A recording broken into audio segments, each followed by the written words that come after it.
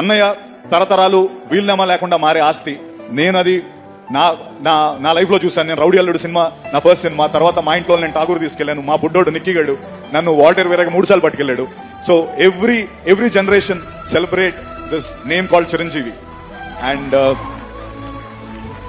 అంటే అన్నయ్యతో నాకు చాలా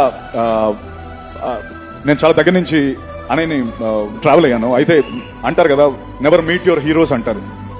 అది ఒక సేయింగ్ ఉంది, నెవర్ మీట్ యువర్ హీరోస్. ఎందుకంటే దూరం నుంచి మనం అభిమానించి ఆదరించే మన హీరోస్ దగ్గరికి వెళ్ళేటప్పుడు వీళ్ళు కూడా మనుషులేనా అని అనిపిస్తూ ఉంటుందని దాని గురించి చెప్పిన సేయింగ్.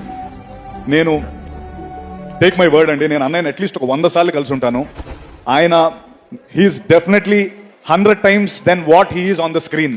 అన్నయ్య 100 రెట్లు గొప్ప వ్యక్తి. అండ్ దానికి ఆయన దగ్గర నుంచి చూసే చాలా మంది చెప్పే మాటే ఇది.